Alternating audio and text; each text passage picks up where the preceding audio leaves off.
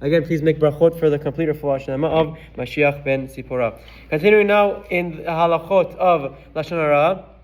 So we're wrapping up the misconception of Ape Tlata, where everyone assumes the leniency that if it's public information, it can be repeated. So we're talking about also Rechilut applies as well. You cannot repeat Rechilut either, even if you assume it's public information. They give a few examples. If one knows that a businessman tried to find a new partner in order to dismiss his current partner, but it did not work out and everything stayed as before, it is asur to reveal this information to the original partner, since it will certainly cause ill will between them. This is true even if the search for the new partner was well known and witnessed by many people. So people ask, how can you have rechilut, this Ape Tlata question? You talk in business. If you have business, you post on LinkedIn, you post all over the place, you should still not go and talk to the old partner, or he's the current partner, but the one that was trying to be replaced, and say, oh, did they find your replacement?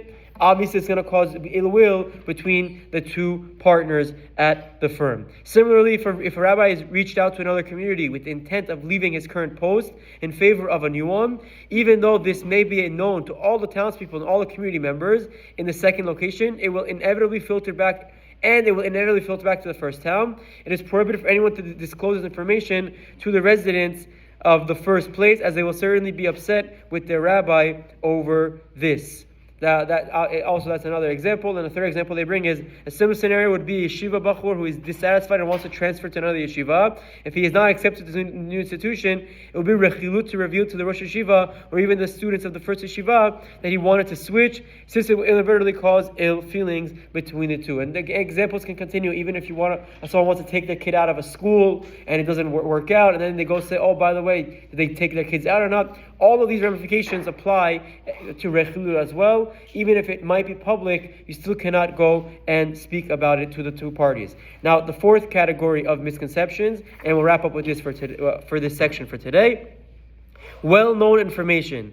Many Poskim hold that when there is well-known negative information about a person, example, it was publicized in newspapers or posters or in different, WhatsApp chats today that are mass, that have thousands of people, it is only, or is it simply being heard by the masses, it is only prohibited to discuss if one's intent is to spread Lashon Hara further or to degrade the subject. However, since there are many restrictions that are hard to fulfill, as Chafetz Chaim himself attests, one should avoid discussing it at all, especially with someone who has not yet heard it or someone who will believe it to be true. So when it's well known, there are leniencies, but even then the Chafetz Chaim says we saw so many restrictions, 8-9 restrictions that apply. Therefore, even if it's well known and it's been posted and published everywhere, one should still refrain from repeating it, especially if the listener hasn't heard it, or it's a personality that will tendency to believe anything he hears. Again, there's a halacha we always say, if someone hears a Lashon Hara, they cannot accept it, they cannot believe it to be true. That applies even here as well. Have a wonderful day, Chazak Baruch.